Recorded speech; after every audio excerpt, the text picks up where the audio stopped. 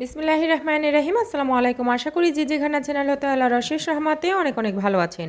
আজকে আপনাদের সাথে শেয়ার করব কোনো রকম হ্যান্ড উইক্স, ইলেকট্রিক বিটার অথবা ওভেন ছাড়া চুলায় তৈরি ডাল ঘুটনি দিয়ে স্পঞ্জ কেক রেসিপি। আশা করি রেসিপিটি আপনাদের কাছে অনেক অনেক ভালো লাগবে। প্রথমেই আমি এইখানে ডিম নিয়ে নিচ্ছি। ডিমটা অবশ্যই ফ্রিজে থাকলে আধা ঘন্টা থেকে 1 ঘন্টা আগে ফ্রিজ থেকে বের করে রাখতে হবে, তা না হলে কেক ভালো হবে না। এখানে আমি 4টা ডিম নিয়েছি। আমি এখানে 2টা কেক তৈরি করব। আপনারা যদি একটি তৈরি করেন তাহলে কিন্তু এখানে 2টা ডিম নিতে পারেন। তো ডিমটা নেওয়ার পর আমি এখানে যে ডিমের কুসুমগুলো আছে এগুলোকে আলাদা করে নিচ্ছি। ডিমের সাদা অংশটা আর কুসুমটাকে আলাদা করে নিতে হবে। তো সম্পূর্ণ ভিডিওটা আপনারা সাথেই থাকবেন। এইখানে আমি হাফ কাপ চিনি নিয়েছি, আর এই চিনিগুলো আমি একসাথে দেব না, অল্প অল্প করে দিয়ে এখন আমি এই যে একটা ডাল ঘুটনি নিয়েছি, এটা দিয়ে ঘুটে নেব। এখানে আমাদের ইলেকট্রিক বিটার ছাড়া খুব সহজেই কিন্তু এই ডাল ঘুটনি দিয়ে এই ডিমের ম্যারানটা খুব সহজেই তৈরি করা যায়। একটু সময় লাগতে পারে, যেহেতু এটা ডাল ঘুটনি তো একটু সময় লাগবে, 8 থেকে 10 মিনিট সময় লাগতে পারে। আর ইলেকট্রিক বিটার দিয়ে হলে অনেক দ্রুত হয়ে যায়। তবে ম্যারানটা কিন্তু একদম পারফেক্টভাবে তৈরি হবে, কেকটাও খুব সুন্দরভাবে তৈরি হবে। তো আমি অল্প অল্প করে চিনি দিয়ে দিচ্ছি, আর এইভাবে করে ডাল ঘুটনি দিয়ে ঘুটে নিচ্ছি। তো ঘুটে নেওয়ার পর যখন এই ডিমের যে সাদা অংশটা সেটা যখন এই রকম ফোমে পরিণত হয়ে যাবে, তখন বুঝতে হবে যে এই ডিমের যে ফোমটা বা মেরানটা সেটা হয়ে গেছে। তো আমি এটাকে কিন্তু একটু সময় নিয়ে এই ডিমের যে ফোমটা সেটাকে তুলে নিয়েছি। আপনারা দেখতেই পাচ্ছেন কতটা পারফেক্ট হয়েছে। তো যাদের কাছে ইলেকট্রিক বিটার নেই তারাও কিন্তু একদম পারফেক্টভাবে এই স্পঞ্জ কেকগুলো তৈরি করতে পারেন খুবই সহজে।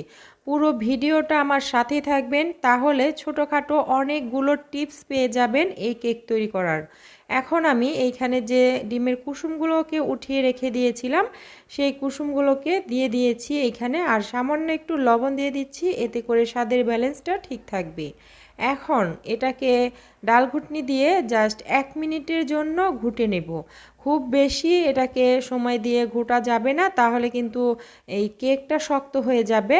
তো কুসুমটা দিয়ে জাস্ট 1 মিনিটের মতো এটাকে ঘুটে নিলেই হবে, যতক্ষণ না এই কুসুমটা খুব ভালোভাবে মিশে যাচ্ছে। তো এটা আমার হয়ে গেছে। এখন আমি এই ডাল ঘুটনিটাকে সরিয়ে নিচ্ছি, এটার কাজ কিন্তু শেষ। তো এখন আমি এইখানে দিয়ে দিব তেল, রান্নার তেল দিয়ে দিব। তো স্পঞ্জ কেকের মধ্যে তেল ব্যবহার না করলেও হয়, তবে আজকে আমি এইখানে 4 টেবিল চামচ রান্নার তেল দিয়ে দিচ্ছি। দিয়ে এখন আর ডাল ঘুটনি ব্যবহার করব না, এই স্প্যাচেলাটা দিয়ে হালকা হাতে মিশিয়ে নেব। এই কাজটা জোরে জোরে করা হলে এই ডিমের যে ফোমটা সেটা বসে যাবে, সেক্ষেত্রে কিন্তু কেকটা ভালো হবে না একদমই।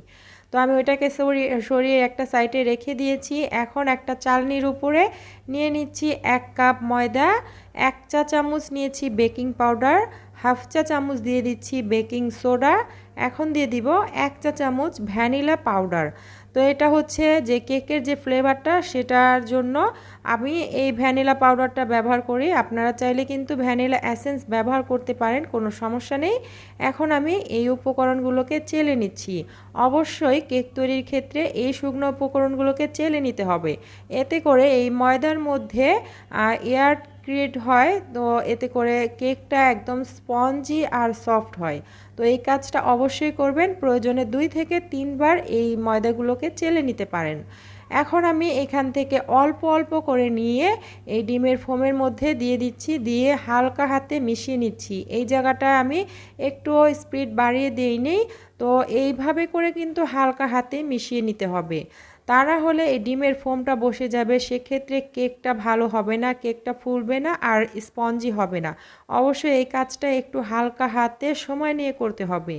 একবারে শুকনো উপকরণগুলো দেওয়া যাবে না, অল্প অল্প করে দিয়ে এইভাবে করে একদিকে ঘুরিয়ে ঘুরিয়ে তারপরে এই মিশ্রণটাকে মিশিয়ে নিতে হবে। তো অবশ্যই এই কাজটা একটু কেয়ারফুলি করতে হবে। আমার এই মিশ্রণটা কিন্তু পুরোপুরি মিশিয়ে নেওয়া হয়ে গেছে, এই রকম ঘনত্বে আছে। আপনাদের যদি এই ব্যাটারটা একটু ঘন হয়, আরও একটু ঘন হয়, তাহলে এখানে একটু লিকুইড দুধ ব্যবহার করতে পারেন। তো দুধটা নির্ভর করছে ডিমের সাইজটা অনুযায়ী। এখন আমি কেকগুলোকে সেট করার জন্য এইখানে নিয়ে নিচ্ছি টিফিন ক্যারিয়ার যে বাটিগুলো আছে ওই বাটি নিয়েছি, এর নিচে কাগজ দিয়ে তারপরে তেল ব্রাশ করে নিয়েছি। আর সাইডে কিন্তু তেল লাগানো যাবে না, তাহলে কেকটা ছেড়ে আসবে সাইড থেকে, আর অনেক সময় দেখা যায় কেকগুলো চুপসে যায়। তো আমি এখানে যে কেকের ব্যাটারটা সেটাকে 2 ভাগে ভাগ করে চোখের আন্দাজে 2টা বাটির মধ্যে দিয়ে দিচ্ছি। তো এখন আমি একটা টুথপিক অথবা যে কোনো কাঠি দিয়ে একটু নেড়েচেড়ে দিতে হবে, এতে করে এর ভেতরে যদি কোনো বড় ধরনের এয়ার বাবলস থাকে সেটা বের হয়ে যাবে, আর কেকের ভেতরে বড় ধরনের কোনো ছিদ্র হবে না। তো অবশ্যই এটা একটু করে দিতে হবে। এরপর আমি এটাকে জোরে জোরে একটু ট্যাপ করে দিব। তো আজকের এই কেকগুলো কিন্তু আমি চুলায় বেক করব, ওভেন ছাড়া চুলায় বেক করব। আর এই কেকগুলো 2টা কেক কীরকম হয় আমি চুলায় তৈরি করছি, 2টা কেক কিন্তু 2 রকম হবে। আপনাদের পুরো ভিডিওটা দেখিয়ে দিব। এটাকে ট্যাপ করে নিয়েছি। এখন চুলায় একটা হাঁড়ি আগে থেকে 5 মিনিট গরম করে নিয়েছি, এর মধ্যে একটা নিচে স্ট্যান্ড দিয়ে দিয়েছি। এখন এখানে আমি এই যে কেকের বাটিটা সেটাকে বসিয়ে দিয়েছি, দেওয়ার পরে ঢেকে দিচ্ছি। আর অবশ্যই খেয়াল রাখতে হবে এই যে ঢাকনার চারপাশে যেন হাওয়াটা বের হতে না পারে।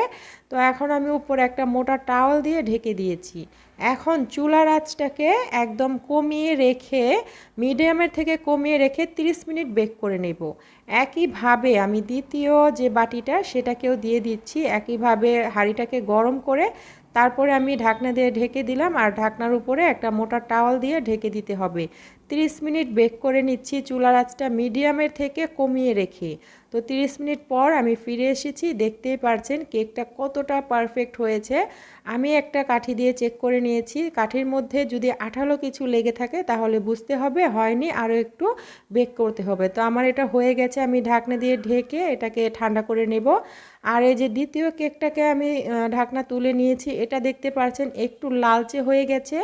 আর কেকটা কিন্তু ওই কেকের তুলনায় একটু কম ফুলেছে, মানে ফুলেছিল প্রথমে, এরপরে চুপসে গেছে। এটা কেন হয়েছে? এটা হচ্ছে আমার একটু অসাবধানতায় চুলার আঁচটা একটু বাড়ানো ছিল, মানে এই কেকটার চুলার আঁচটা একটু বেড়ে গিয়েছিল, কিভাবে আমি জানি না, একটু অসাবধানতায়।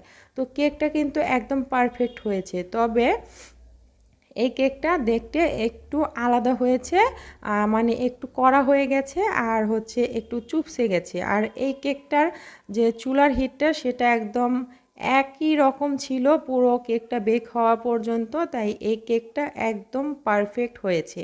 তো আপনারা অবশ্যই চুলার যে হিটটা সেটা অবশ্যই খেয়াল করে তারপরে আপনারা কেকটা তৈরি করবেন, তাহলে পারফেক্ট হবে। আমি কিন্তু কথা বলতে বলতে কেকটাকে বাটি থেকে ডিমোল্ড করে নিয়েছি, এরপরে পিছনের যে কাগজটা সেটাকে তুলে নিয়েছি। আর কেকটা কত সুন্দর স্পঞ্জি হয়েছে দেখতেই পাচ্ছেন, নরম তুলতুলে, আর হচ্ছে একদম স্পঞ্জি, মানে কেউ বুঝতে পারবে না যেটা আপনি ডাল ঘুটনি দিয়ে তৈরি করেছেন, কোনো রকম ওভেন ব্যবহার করেননি। আর এই কেকটাকে আমি ঢেলে নিয়েছি, কাগজটাকে তুলে নিয়েছি। এই কেকটা একটু মানে কড়া হয়েছে, কেকের ভেতরটা কিন্তু সুন্দর হয়েছে, মানে কেকটা নষ্ট হয়ে যায়নি। তবে এই কেকটা যেহেতু চুলার আঁচটা বাড়ানো ছিল, তাই একটু সময়ের আগেই কেকটা হয়ে গেছে, আর কেকটা একটু লালচে হয়ে গেছে। তো আমার দুটো কেক কিন্তু তৈরি হয়ে গেছে। এর ভেতরটা কেমন হয়েছে সেটা আপনাদেরকে কেটে দেখিয়ে দিচ্ছি। আমি একটা ব্রেড নাইফ দিয়ে মাঝখান বরাবর কেটে নিচ্ছি। এই কেকটা দিয়ে অনায়াসে বার্থডে কেক তৈরি করতে পারেন ক্রিম লাগিয়ে। তো এর আগে আমি অনেক রেসিপি আপনাদের সাথে শেয়ার করেছি বার্থডে কেকের, আপনারা চাইলে কিন্তু এই ভিডিওগুলো দেখে নিতে পারেন। এই ভিডিওর ডেসক্রিপশন বক্সে আমি লিঙ্কগুলো দিয়ে দিব। তো এখানে দেখতে পাচ্ছেন কেটে নেওয়ার পরে কতটা সফট হয়েছে এই কেকটা, আর খেতেও কিন্তু অসম্ভব মজার হয়েছে। যে কেকটা আমার একটু চুপসে গেছিলো সেটাকেও আমি দেখিয়ে দিচ্ছি।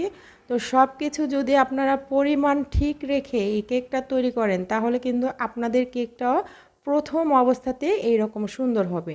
আশা করি রেসিপি ভালো লেগেছে। আজকে বিদায় নিয়ে নিচ্ছি। সবাই ভালো থাকবেন, সুস্থ থাকবেন। আল্লাহ হাফিজ।